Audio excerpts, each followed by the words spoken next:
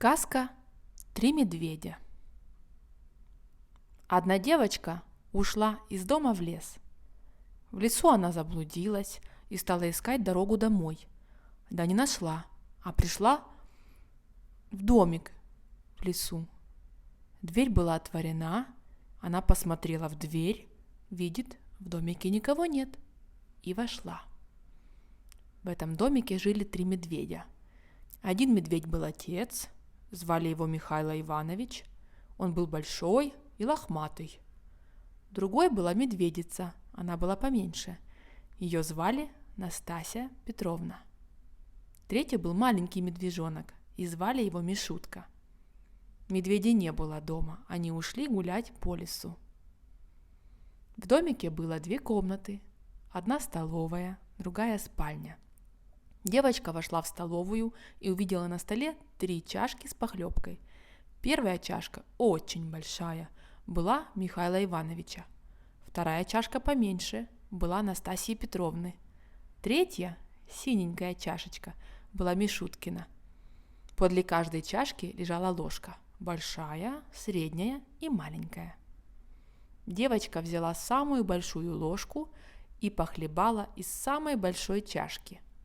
Потом взяла среднюю ложку и похлебала из средней чашки. Потом взяла маленькую ложечку и похлебала из синей чашечки. И Мишуткина похлебка ей показалась лучше всех. Девочка захотела сесть и видит у стола 3 стула. Один большой, Михаила Ивановича, другой поменьше, Настасьи Петровны, а третий маленький, с синей подушечкой, Мишуткин. Она полезла на большой стул и упала. Потом села на средний стул. На нем было неловко. Потом села на маленький стульчик и засмеялась. Так ей было хорошо. Она взяла синенькую чашечку на колени и стала есть.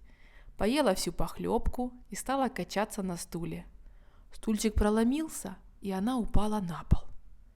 Она встала, подняла стульчик и пошла в другую горницу. Там стояли 3 кровати. Одна большая, Михаила Ивановича, другая средняя, Настасьи Петровны, третья маленькая, Мишуткина. Девочка легла в большую, ей было слишком просторно. Легла в среднюю кроватку, было слишком высоко. Легла в маленькую, кроватка пришлась ей как раз в пору. Она и заснула. А медведи пришли домой, голодные, и захотели обедать. Большой медведь взял чашку, взглянул и заревел страшным голосом. «Кто хлебал в моей чашке?» Настасья Петровна посмотрела на свою чашку и зарычала не так громко. «Кто хлебал в моей чашке?»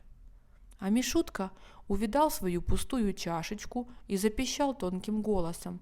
«Кто хлебал в моей чашке и все выхлебал?» Михаил Иванович взглянул на свой стул и зарычал страшным голосом. «Кто сидел на моем стуле и сдвинул его с места?» Настасья Петровна взглянула на свой стул и зарычала не так громко. «Кто сидел на моем стуле и сдвинул его с места?»